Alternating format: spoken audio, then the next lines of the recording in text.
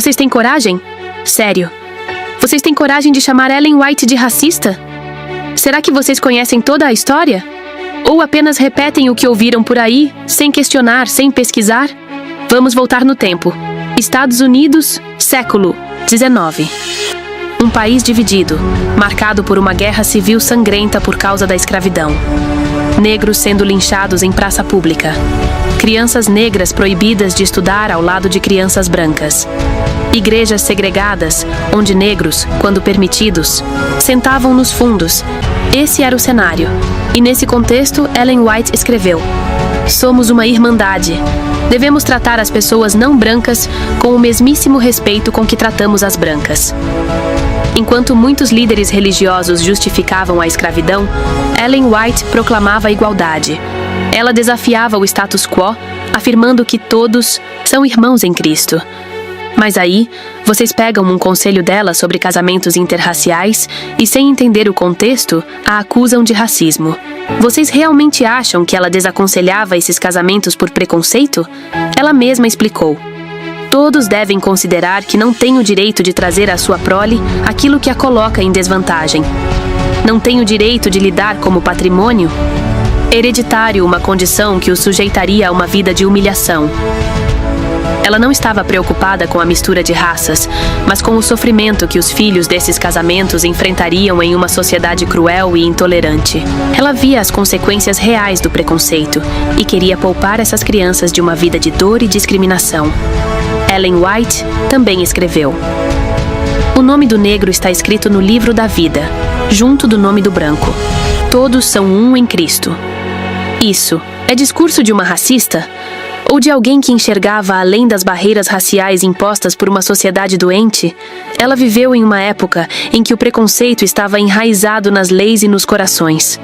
Mesmo assim, lutou pela igualdade, pela dignidade de todos os seres humanos. Ela aconselhava com base na realidade de seu tempo, buscando proteger as pessoas das crueldades de um mundo injusto. Agora, mais de um século depois, é fácil apontar o dedo, descontextualizar suas palavras e ignorar suas ações. Mas a verdade é que Ellen White estava à frente de seu tempo, promovendo a igualdade e o respeito em uma época de ódio e divisão.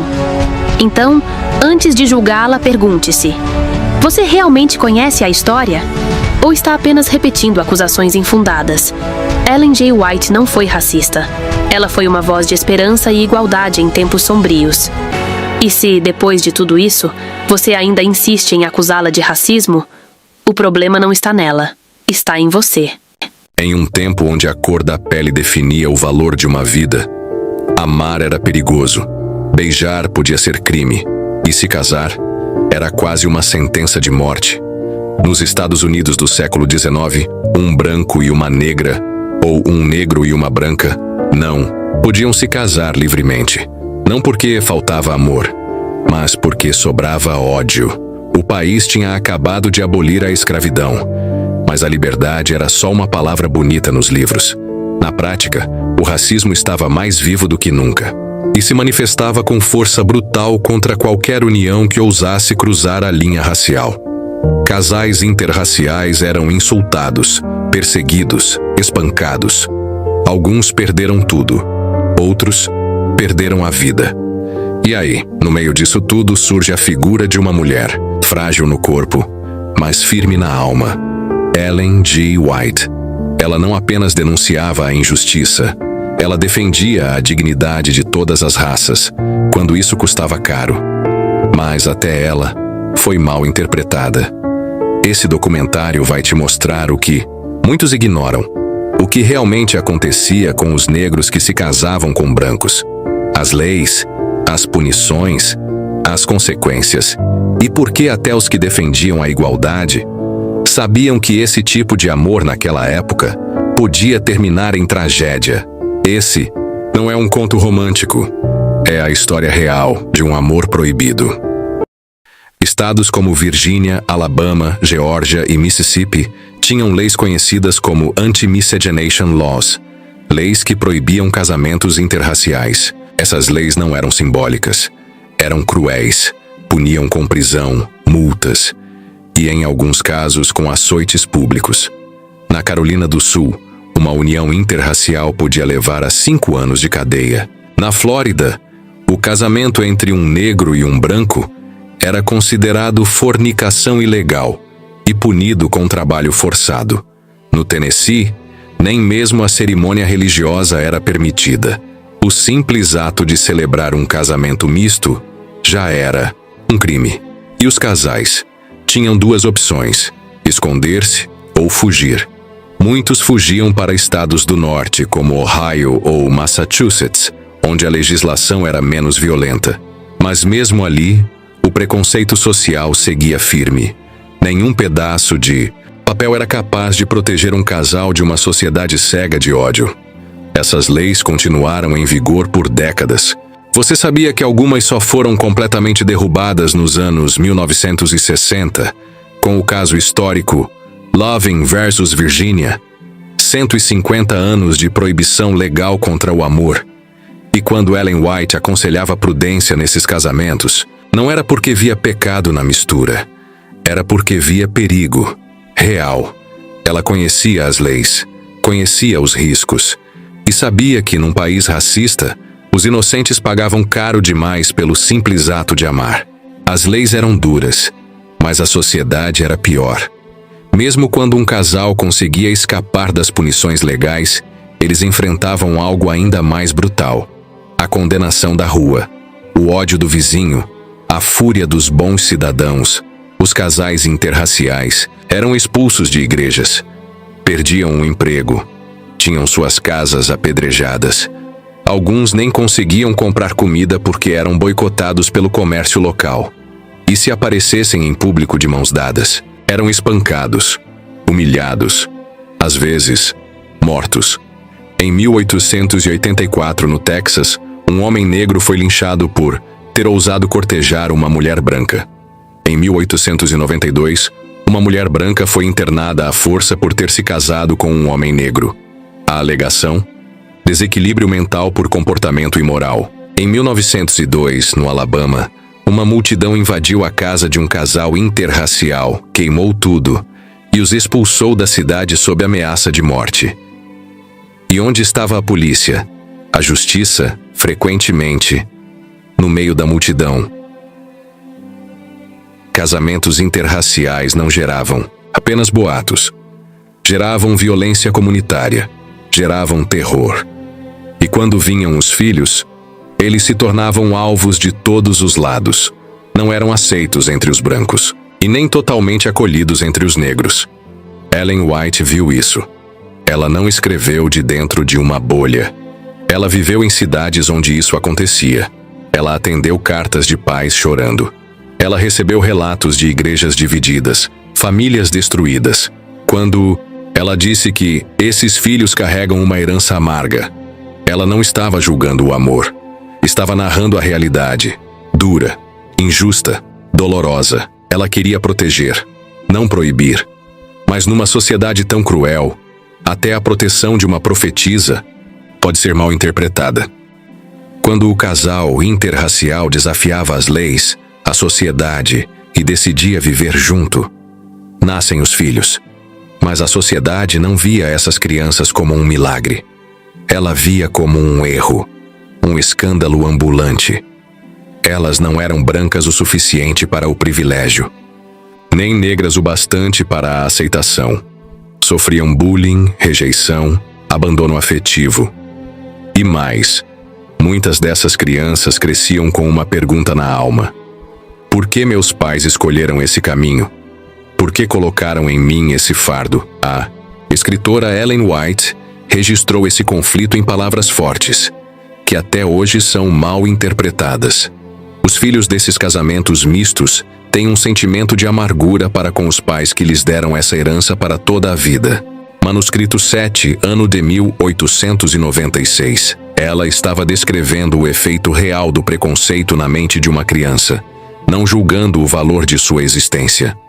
Crianças com traços intermediários eram usadas como justificativa para mais segregação.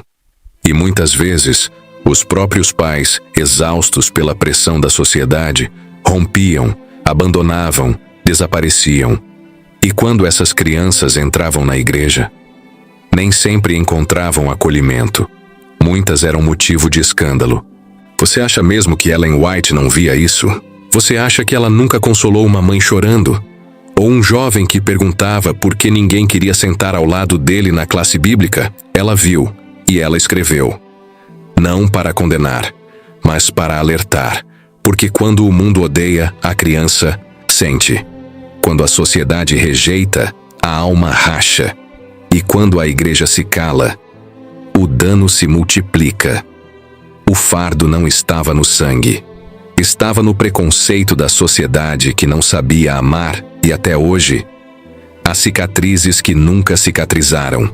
As igrejas, aquelas que deveriam ser refúgios da justiça e do amor divino, na maioria dos casos, eram fortalezas do preconceito.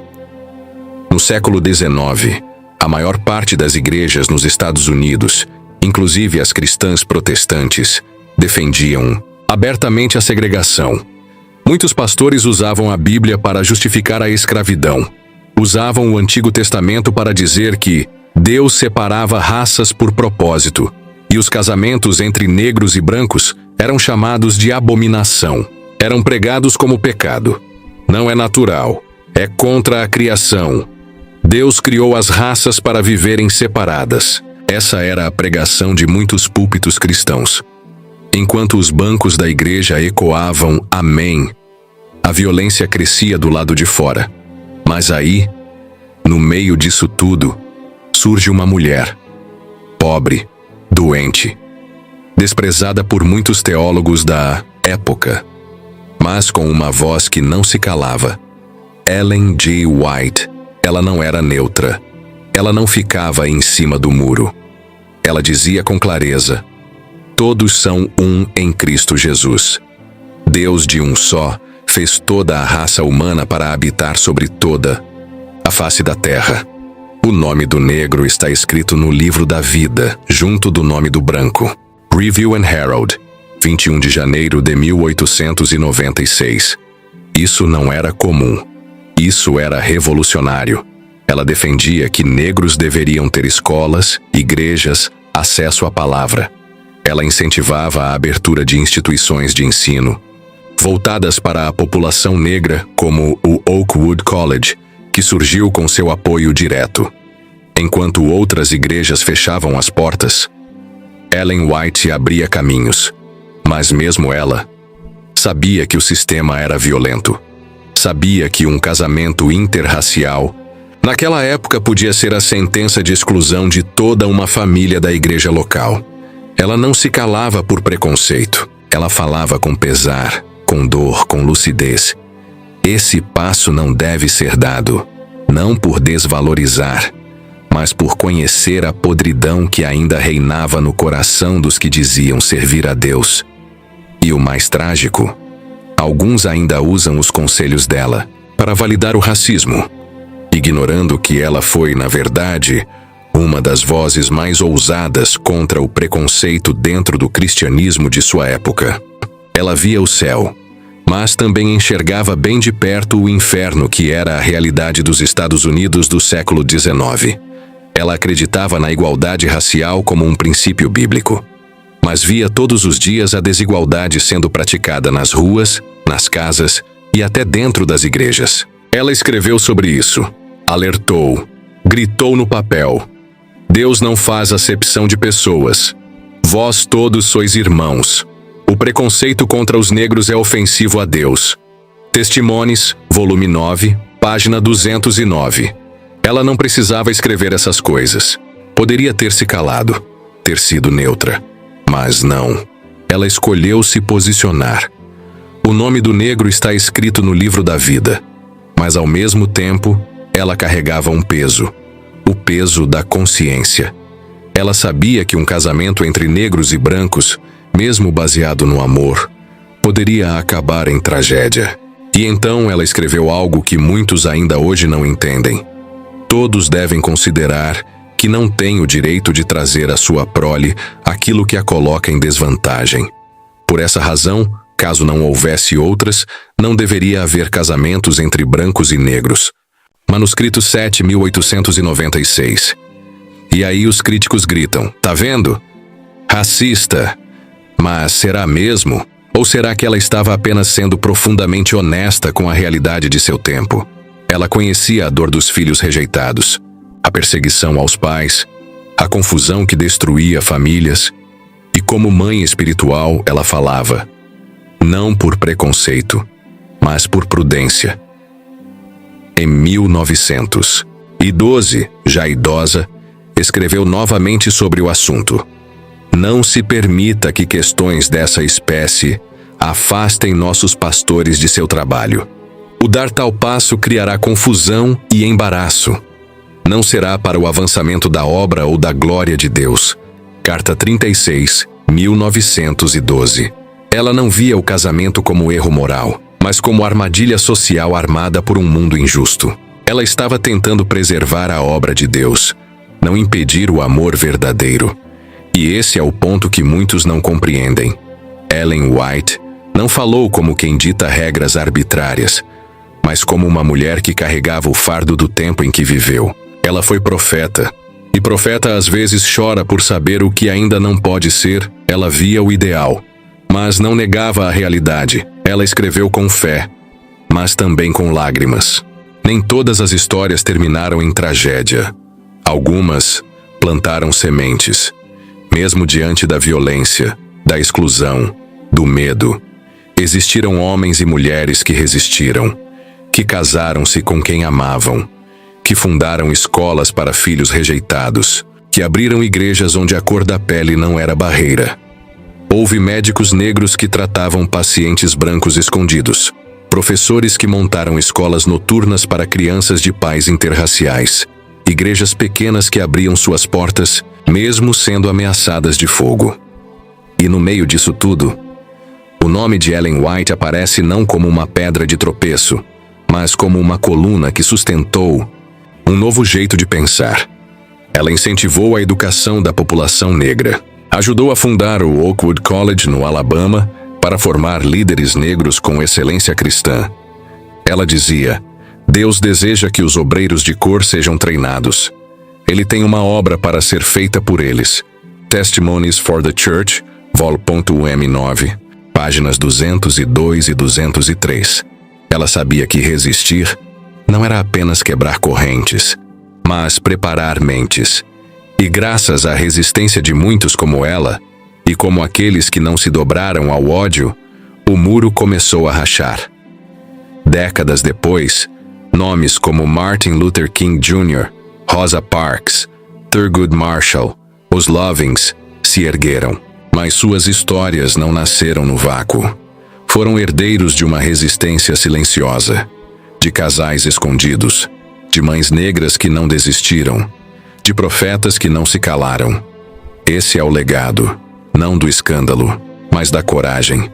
Hoje vivemos em um tempo onde todos têm voz, onde qualquer frase pode se tornar polêmica, onde qualquer pessoa pode ser julgada em segundos, por um trecho recortado, por uma fala tirada do tempo.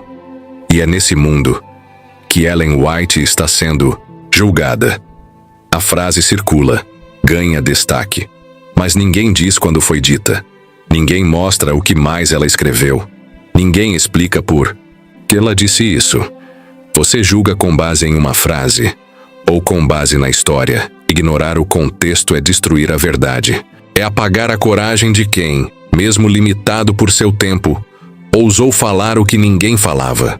Ellen White viveu entre racistas, pregou entre segregacionistas, mas escreveu que todos somos irmãos, que o negro é igualmente filho de Deus, que o preconceito entristece o céu. Ela andou por um campo minado e ainda assim plantou flores. E agora, você, com um celular na mão, com acesso a todos os livros, com liberdade de expressão, com o direito de amar quem quiser, tem coragem de chamá-la de racista?